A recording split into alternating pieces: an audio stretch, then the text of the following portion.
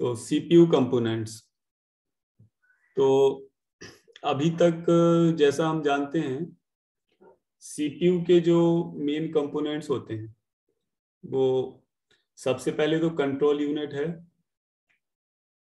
फिर arithmetic and logical unit है, and तीसरा है इंटरनल मेमोरी टू सीपीयू। और इंटरनल मेमोरी में आता है हमारा CPU registers and cache memory. तो ये कैश मेमोरी और रजिस्टर, इन दोनों को डिटेल में हम सेपरेट चैप्टर्स में डिस्कस करेंगे बाद में। और अभी क्या है कि देखो मेरी ट्रेनिंग भी चल रही है और थोड़ा दिन में बिजी होते हैं, तो जब जब टाइम मिलेगा तो मैं कुछ ऑनलाइन लेक्चर्स भी ले लिया करूंगा, तो तुम लोगों का सिलेबस इस तरह से कंप्लीट होता रहेगा। तो सीपीयू कंपोनेंट्स की अगर हम बात करें तो these are main CPU components: control unit, ALU, registers, cache memory which is internal to CPU, registers, ये और memory interface circuitry.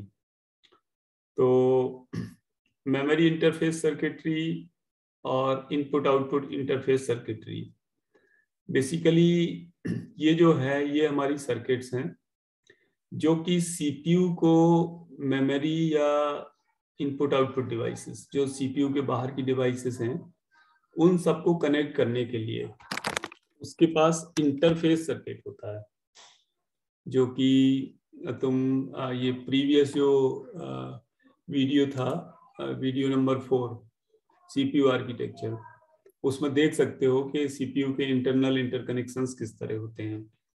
Previous lecture में मैंने ये भी दिखाया था कि सीपीयू और L1 कैश मेमोरी, जो कि L1 कैश मेमोरी इंस्ट्रक्शन के लिए और डेटा के लिए होती है, दोनों के लिए अलग अलग या सेम भी हो सकती है, और L2 cache memory, control unit, ALU, ये सब कैसे कनेक्ट होते हैं वो एक ओवरव्यू डायग्राम मैंने दिखाया था अपने प्रीवियस लेक्चर में। तो हम स्टार्ट करते हैं कंट्रोल यूनिट से। तो बेसिकली जैसा कि हम जानते हैं कि, और मैंने ये क्लास में भी बताया हुआ है कि कंट्रोल यूनिट के पास एक क्लॉक होती है, जिसको उसी क्लॉक की फ्रीक्वेंसी को हम सीपीयू कोटेशंस के साथ लेते हैं। जैसे सीपीयू में लिखा होता है 2 गीगाहर्ट्ज प्रोसेसर, 2.5 या 3 गीगाहर्ट्ज, तो this is basically the CPU clock, जो गीगाहर्ट्ज के फॉर्म में लिखा होता है कोटेशन में। तो जो ये सीपीयू क्लॉक है तो this is responsible for generating the control signals.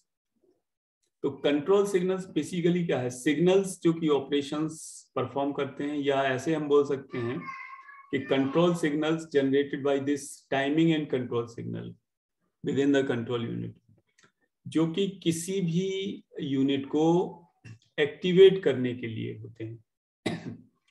जैसे उसको ऐसे मान के चलो कि जैसे फैन लगा है हमारे पास घर में, या कोई भी डिवाइस है, फैन है, लाइट है, बल्ब है, ट्यूबलाइट है, तो उस सर्किट को हम एक्टिवेट कैसे करते हैं? कुछ ना कुछ मैकेनिज्म है हमारे पास, या तो हम स्विच प्रेस करके या फिर वायर कनेक्ट करके। तो वही चीज यहाँ है कि जो ये कंट्रोल यूनिट है, अगर कोई ऑपरेशन परफॉर्म होना है, सपोज करो कि कोई एडिशन ऑपरेशन होना है, तो एडर को एक्टिवेट करना पड़ेगा, उसको 2 वैल्यूज प्रोवाइड करनी पड़ेंगी। तो it will be the task of the control unit to activate the particular unit within the CPU or outside the CPU, and providing the values in the form of control signals. तो हम इस पे आते हैं control unit पे। तो जो slides में लिखा है उसको पढ़ लो और पढ़ लिया करो, और बाकी एक्सप्लेनेशन तो मैं उसको करूंगा ही एक्सप्लेन। तो कंट्रोल यूनिट हमारा वो पोर्शन है जी। ये सारे पॉइंट्स अभी मैंने रिसेंटली डिस्कस किए हैं तुम लोगों को। पहले में तो ये है कि actually causes the things, control unit. दूसरा, it controls control and timing circuit which controls the operation of the CPU. Operation of the CPU as well as the entire computer system. तो reference signal with the processor clock जो मैंने अभी explain किया.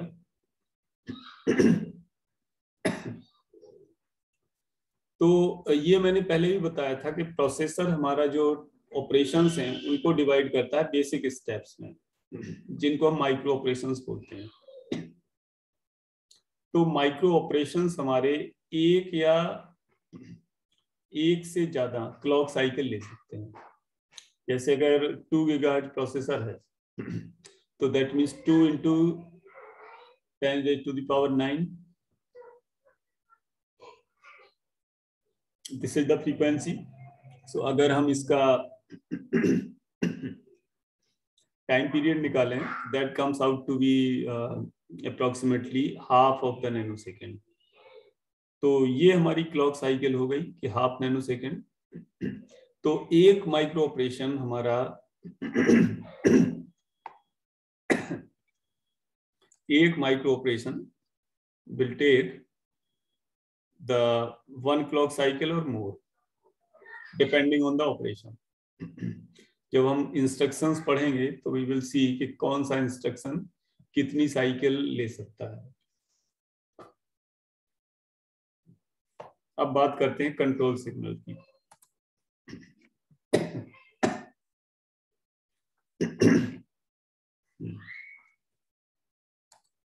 तो control signal basically क्या है कि जो ये कंट्रोल यूनिट जनरेट करता है signals, these are called as the control signals. So control signals are generated for reading, writing or acknowledgement. Reading the data from memory, writing the data memory to memory, or acknowledgement by the memory that CPU has read or write the data.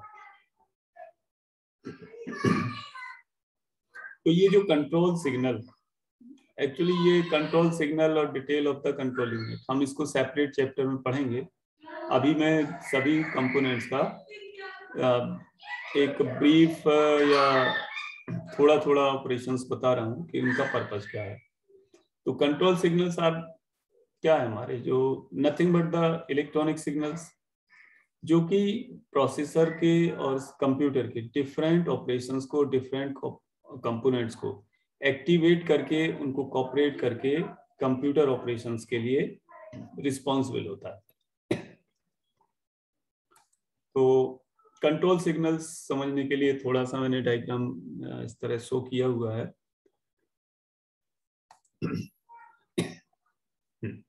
तो इसमें क्या है कि left hand side में ये CPU show किया हुआ है. सीपीयू के अंदर कंट्रोल यूनिट, एएलयू और सब कुछ होता है, लेकिन मैंने यहाँ रजिस्टर शो किया हुआ है. तो सीपीयू के अंदर रजिस्टर्स हैं और ये मेन मेमोरी है. और यहाँ पे जो ये फर्स्ट लाइन दिख रही है, this is the address bus. Second line is the data बस and third line is the read control signal. Next is the write control signal and last one is the complete, that means for acknowledgement. अब यहाँ पे देखो data bus, address bus और control bus मैंने बताया हुआ है. तो डेटा बस ये एड्रेस बस, ये ऊपर लिखा हुआ n और ये स्लैश बना हुआ है. तो स्लैश मीन्स कि more than 1 lines. That means कि रिप्रेजेंट तो हम सिंगल लाइन से करेंगे, लेकिन this represents more than 1 lines because this is the address bus. तो address bus will be of n जो लिखा हुआ है, दिस मीन्स कि this address bus n bit की है. तो अगर एड्रेस बस n बिट की है, दैट मीन्स ये कितनी मेमोरी लोकेशंस को एड्रेस कर सकता है. जैसा कि मैंने क्लास में बताया था कि n bit address bus means it can address up to 2⁻n memory locations. तो ये जो 2⁻n memory locations हैं, उनको हमने इस तरह डिस्क्राइब कर रखा, starting from 0 to 2 raised to the power n-1, total 2 raised to the power n memory location हो गई। अब हर एक मेमोरी लोकेशन हमारा यहाँ 8 बिट का है, इट मींस 1 बाइट का है। तो ये टोटल मेमोरी लोकेशन होंगी address by the address bus, जो कि n बिट की है। तो n बिट की एड्रेस बस है, तो हर एक बिट को हम A0 से AN-1 तक रिप्रेजेंट कर दे रहे हैं। सिमिलरली यहाँ ये डेटा बस है, तो data bus will be of both sided, क्योंकि डेटा हमारा मेमोरी से सीपीयू में जाएगा और सीपीयू से मेमोरी में आएगा। जब प्रोग्राम एग्जीक्यूट करेगा तो instructions and data will be brought from main memory to CPU. CPU उसको प्रोसेस करेगा आइदर इनसाइड द एएलयू और इन सम अदर सेंस, और प्रोसेस करके फिर रजिस्टर में आके, और फिर मैंने जो बताया था कि बफर रजिस्टर, डेटा रजिस्टर, उनके थ्रू ये आके फिर मेन मेमोरी में जाएगा। और मेन मेमोरी से अगर हम उस डेटा को जहां भेजना चाहें, प्रिंटर में, हार्ड डिस्क में, वी कैन सेंड इट।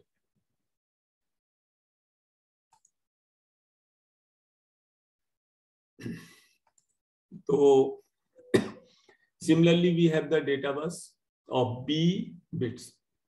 तो इन बी बिट को हमने डेटा बस को रिप्रेजेंट कर दिया D0 से DB-1 तक। और तो ये डेटा बस बोथ साइड होगी जैसा मैंने बताया। और here it is the read control signal, यानी CPU will read the memory, CPU will write the memory, and here this complete that means acknowledgement signal. This says कि memory acknowledge करेगी कि CPU ने वो ऑपरेशन परफॉर्म कर लिया या नहीं कर लिया। This is acknowledgement from the memory side to CPU, informing that data has been read और डेटा हैज बीन रिटन। मतलब मेन मेमोरी CPU को इन्फॉर्म करेगा कि डेटा रीड हो गया या राइट हो गया, then CPU will take action accordingly. So these three, read, write and complete, these are called as the control signals. So data will flow accordingly, and address will be from CPU side to memory, and read, write and this acknowledgement are the control signal which controls the operations. So this is regarding the control signals and buses. अब आते हैं control line पर। तो control line क्या है? वही हमारी buses.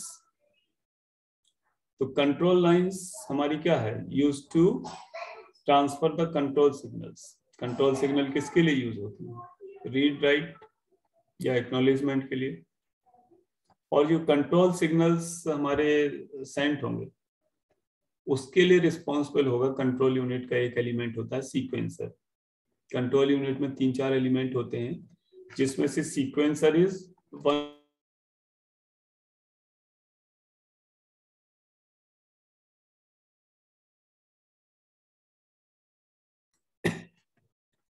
तो with the help of sequencer the control unit sends the control signals।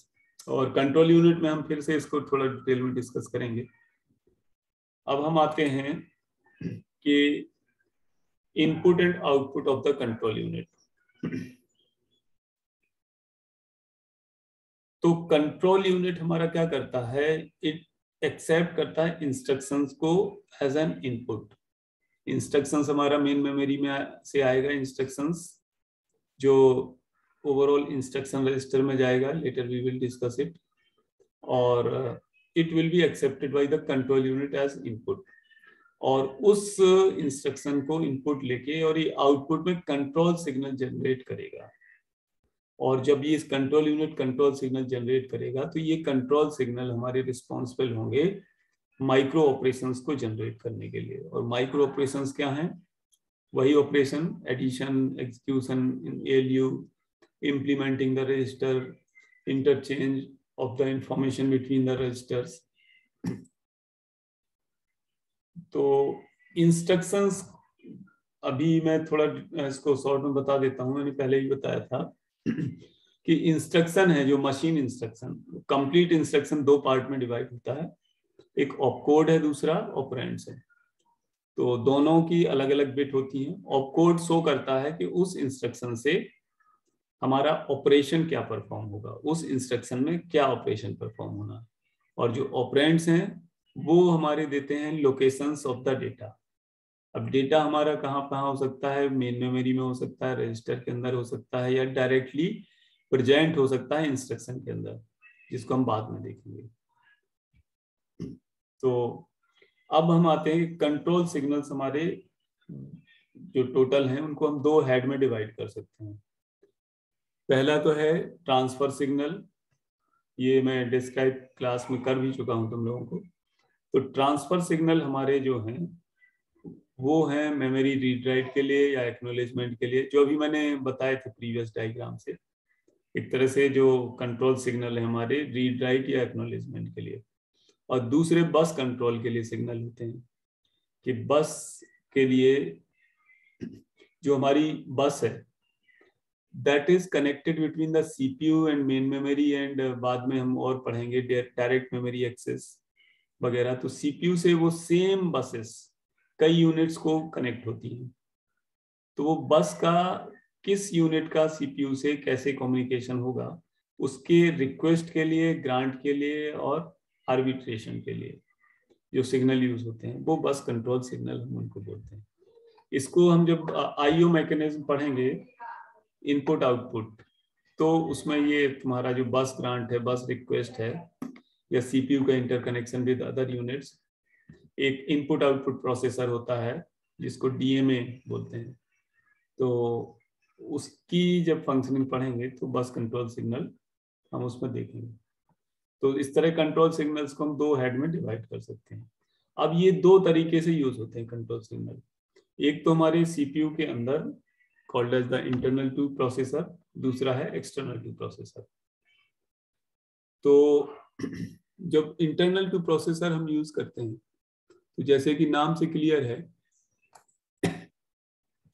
कि सीपीयू के अंदर जो कंट्रोल सिग्नल यूज होते हैं, एक्सटर्नल मींस कि controlling the external devices, that means devices outside the CPU.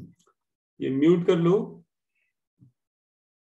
तो अब इंटरनल टू सीपीयू जब हम समझ चुके हैं कि सीपीयू के अंदर क्या कंपोनेंट्स होते हैं, तो सीपीयू के इंटरनल जो कंट्रोल सिग्नल यूज होंगे वो क्या होंगे, या तो एएलयू के ऑपरेशन के लिए होंगे, या कंट्रोल यूनिट के खुद के ऑपरेशंस के लिए होंगे, या फिर movement of data between the registers.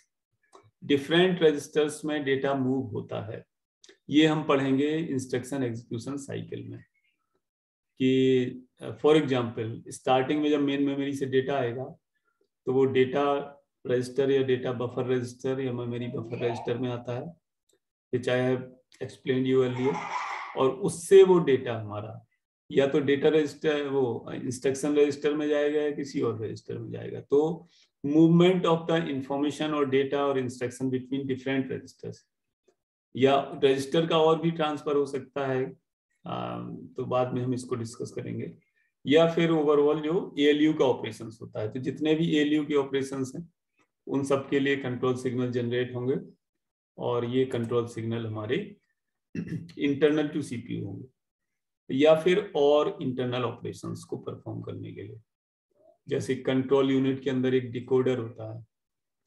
Decoder क्या करता है, इंस्ट्रक्शन रजिस्टर से डेटा लेता है और इंस्ट्रक्शन रजिस्टर से डेटा लेके उनको एनालाइज करता है।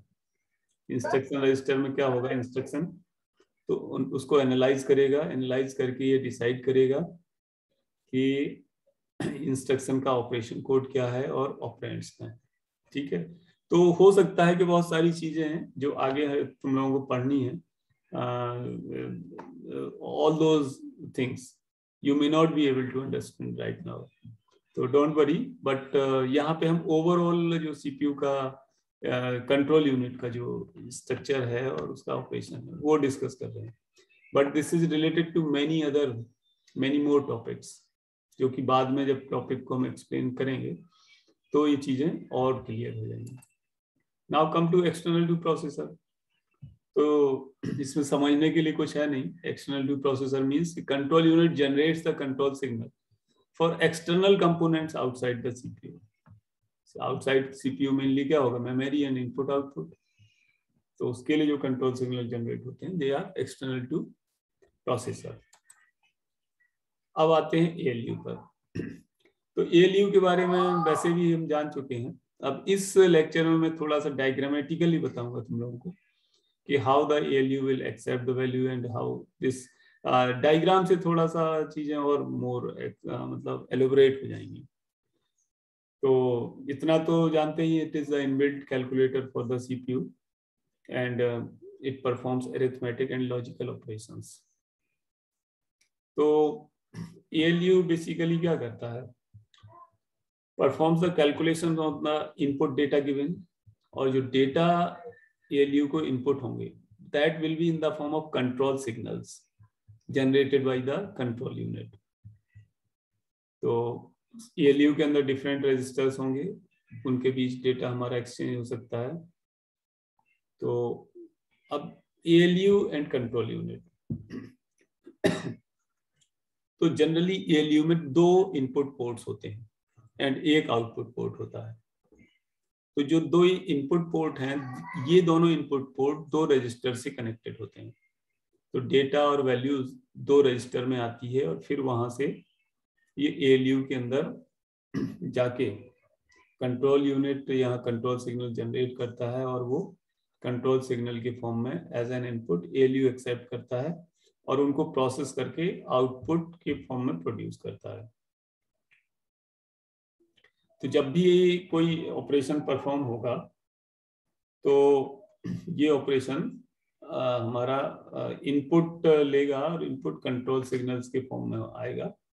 जो कंट्रोल यूनिट में हमने देखा था कि कंट्रोल यूनिट क्या है कि इंस्ट्रक्शंस लेता है, कंट्रोल यूनिट एक्सेप्ट करता है और आउटपुट के फॉर्म में जनरेट करता है कंट्रोल सिग्नल, और ये control signal as an input to ALU मिलते हैं। तो अब ALU to memory to secondary memory, जैसे 2 नंबर को ऐड किया ALU ने, तो एडर ने ऐड किया, 2 रजिस्टर से 2 value milli.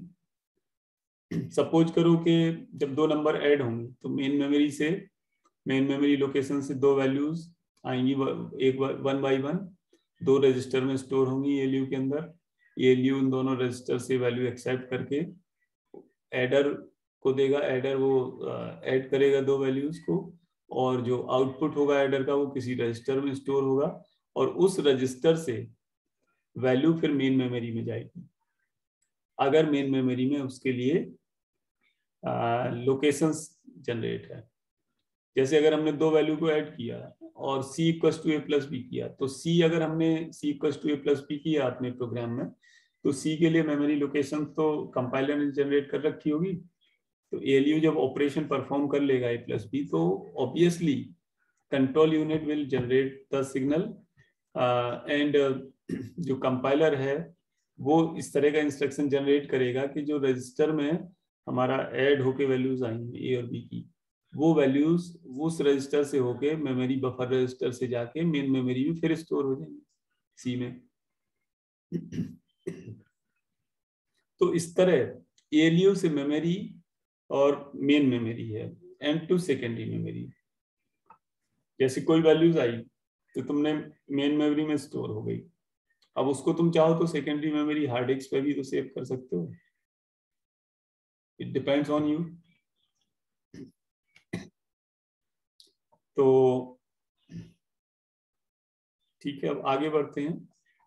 This is the diagrammatical representation of the ALU। ALU हमारा क्या है, ये जो सिंबल है, this symbol, this is the symbol of ALU। तो ALU में 2 इनपुट लाइन होंगी और ऑपरेंड A ऑपरेंड B, ये ALU प्रोसेस करेगा और it will provide the result. अब यहाँ पे ALU के अंदर सारे फंक्शंस हैं हमारे, प्लस माइनस और एंड मींस के सबके लिए, adder subtractor logic gate complementer सब ALU के अंदर है। और here it is the flag, as I have explained you earlier, flag will be 0, carry, parity, sign, इस तरह 8 टाइप के फ्लैग होंगे। तो जो हम ये रजिस्टर जब डिस्कस करेंगे तो we will discuss the registers and flag register के फ्लैग का मतलब क्या होता है।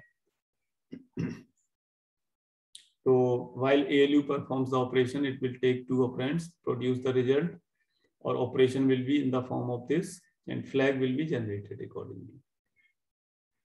अब स्ट्रक्चर ऑफ द सीपीयू, तो स्ट्रक्चर ऑफ द सीपीयू में क्या है,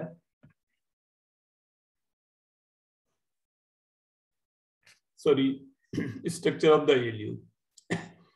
तो एएलयू में हमारा क्या है कि एएलयू जैसे कि इनबिल्ट कैलकुलेटर है, तो इसमें कैलकुलेशन के लिए सभी इनबिल्ट सर्किट होंगे, adder, subtractor, multiplexer, encoder etcetera. तो एएलयू का जो स्ट्रक्चर है वो एक्चुअली एएलयू का जो हमारा स्ट्रक्चर है that is a combinational as well as the sequential circuit, जिसके इनपुट्स हमारे ऑपरेंड्स एंड कंट्रोल सिग्नल होंगे और आउटपुट होंगे रिजल्ट एंड कैरीज। तो अगर कॉम्बिनेशनल लॉजिक सर्किट है हमारा, तो हम जानते हैं कि logic gate are basic constituents of the logic gates are the basic constituents of the combinational circuits. 10 minute और बचा है, अब 40 मिनट होने में, तो इस 10 मिनट में मैं जो बचा हुआ डिस्क्रिप्शन है 6 slides are there, I will try to complete it. तो ये हमारा जो है वो एएलयू का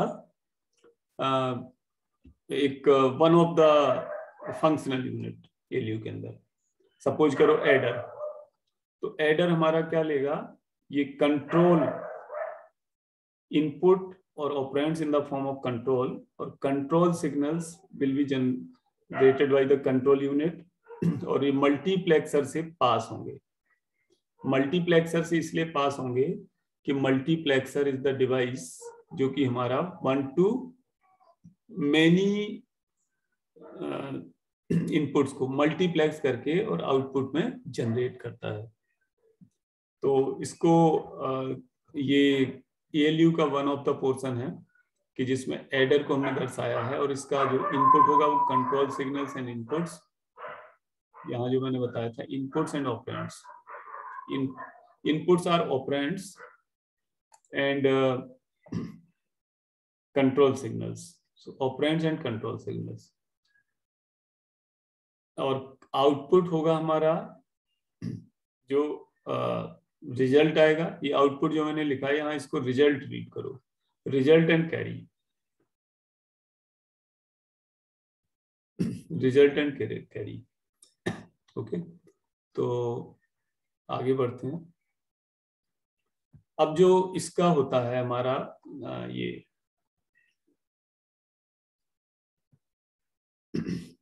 जो एएलयू के अंदर है हमारा, एक तरह से हम एएलयू को बोलते हैं कि it will accept the data and control input. जो कॉम्बिनेशनल लॉजिक सर्किट है इनसाइड एएलयू, तो वो डेटा इनपुट और कंट्रोल यूनिट दो तरह के फॉर्म से हमारा कंट्रोल सिग्नल इनपुट करता है। तो कंट्रोल यूनिट ये बताता है सर्किट को कि जो डेटा इनपुट आया उनके साथ क्या ऑपरेशन परफॉर्म करना है। जैसे मैंने डायग्राम में बताया था, contour lines, read, right and acknowledgement. तो जो कंट्रोल इनपुट है वो सर्किट को ये बताता है कि जो डेटा इनपुट है उसके साथ क्या ऑपरेशन परफॉर्म करना है। अब ये देखो internal structure of the ALU. ALU में वैसे तो बहुत सारे फंक्शनल यूनिट होते हैं, बट यहाँ पे जो मेन मैंने दिखाए हैं, status flag, this is one of the flag register which consists of the value of the different flags. Shifter is the shift register, complementer is the unit used for the complement, shifter is used for shifting purpose, and arithmetic and Boolean logic, it simply says all the units responsible for arithmetic and Boolean operations. और ये internal हमारा CPU बस है, ये मान के चलो इसका एएलयू है, इंटरनल सीपीयू बस है, और ये टोटल कंट्रोल यूनिट है। तो कंट्रोल यूनिट के पास हमारा क्या है, इंस्ट्रक्शन डिकोडर होता है। तो डिकोडर का जो रोल है टू डिकोड द इंस्ट्रक्शन, जो बाद में हम देखेंगे। तो कंट्रोल यूनिट एक तरह से हमारा इंटरकनेक्टेड है कंट्रोल ये इंटरनल सीपीयू बस के थ्रू ALU से, और सभी यूनिट्स जो ALU के हैं वो सारे एक कॉमन बस से कनेक्टेड हैं। तो इस तरह ये एक तरह से internal structure of the ALU है। अब आगे चलते हैं। जो लास्ट हमारा बचा वो है रजिस्टर। तो रजिस्टर्स जैसे कि मैंने बताया था कि it is the fastest memory, internal memory inside the CPU which is used to hold data or instructions for the CPU operations। CPU जब भी एग्जीक्यूशन परफॉर्म कर रहा होता है तो उसके मेमोरी से CPU के बीच जो भी इंफॉर्मेशन ट्रांसफर होगा that will be in the form of register. Memory से कुछ भी आएगा ALU कंट्रोल यूनिट यानी CPU के अंदर तो सबसे पहले रजिस्टर्स में स्टोर होगा। तो register are the most important feature which is used for CPU internal memory. CPU के लिए इंटरनल मेमोरी का काम करता है। ये सबसे ज्यादा हाई स्पीड मेमोरी है जो CPU के अंदर मेमोरी है, register, cash, main memory, hard disk, secondary, उन सब में हमारा रजिस्टर क्या है, this is the fastest memory. Which fastest because it exists inside the CPU, so it works with the speed of the CPU. So generally जो हमारे register available होते हैं वो 1 byte, 2 byte, 3 byte, sorry not 3 byte but 4 byte और 8 bite तक के register available होते हैं CPU के अंदर। पुराने CPUs में लिमिटेड रजिस्टर्स होते थे but nowadays registers are in many in numbers, about 100, more than 100 registers may be possible in modern CPU। तो रजिस्टर क्या क्या स्टोर कर सकता है, जैसे मैंने बताया कि it stores the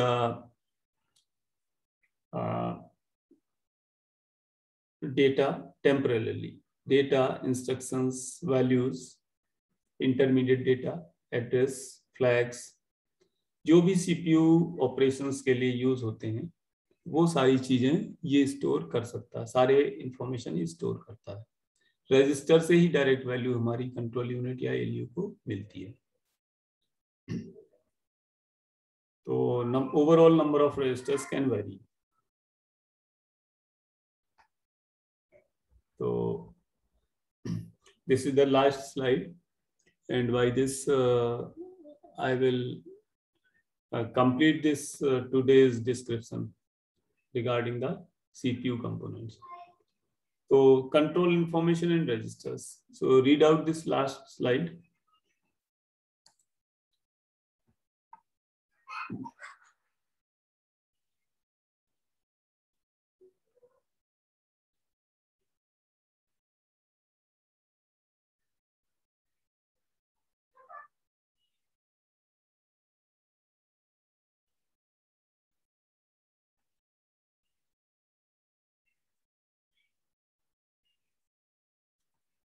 So what this slide says, as I told you previously, main memory has the reserve area for different devices, input-output device. So for control purpose, there is also a reserve area inside the main memory. And जो हमारा control information है in some register, यानी basically the data और information in some registers, तो वो balance होता है हमारा मेमोरी और रजिस्टर के बीच में। रजिस्टर्स तो हमारे लिमिटेड है नंबर्स में, और जब CPU ऑपरेशन परफॉर्म कर रहा होता है तो ये कुछ रजिस्टर में CPU के इंस्टेंटेनियस ऑपरेशन के लिए कुछ रजिस्टर में डेटा स्टोर कर सकता है, बट एक मोमेंट ऐसा आता है कि जब रजिस्टर को भी खाली करना पड़ता है तो रजिस्टर को स्टोर करना पड़ता है। रजिस्टर में दो ऑपरेशन होते हैं, load and store. Loading register means copying the data from main memory to register, and storing a register means copying the data from register to main memory। तो ये मेमोरी और रजिस्टर के बीच communication यानी balance हमारा चलता रहता है। So by this we have completed today's discussion regarding CPU components। और कल मॉर्निंग में 8 बजे मैं लेक्चर लूंगा ऑन रजिस्टर्स। तो इंटरेस्टेड स्टूडेंट्स में ज्वाइन। कोई ये हार्ड एंड फास्ट नहीं है, बिकॉज अब ऑफलाइन क्लास तो चली नहीं है तुम्हारी, तो ऑनलाइन क्लास अभी मेरी तरफ से मैंडेटरी नहीं है। बट ये इसलिए थोड़ा सा तुम्हारे लिए ठीक है कि कुछ टॉपिक अगर ऑफलाइन क्लास में रह जाते हैं तो ऑनलाइन में मैं कोशिश करूंगा कवर करने की। तो एक्चुअली क्या है कि जैसे इस समय मेरी ट्रेनिंग भी चल रही है, ट्रेनिंग क्या मतलब डिस्कशन चल रहा है डिपार्टमेंट से, तो दिन में मैं बिजी होता हूँ और कई बार दिन में भी कुछ वर्क आ जाते हैं। तो जब टाइम मिलेगा I will take your online class. तो ये अब नाउ-ए-डेज के ऑनलाइन क्लास भी इफेक्टिव होती है, उसमें कोई दिक्कत नहीं है। तो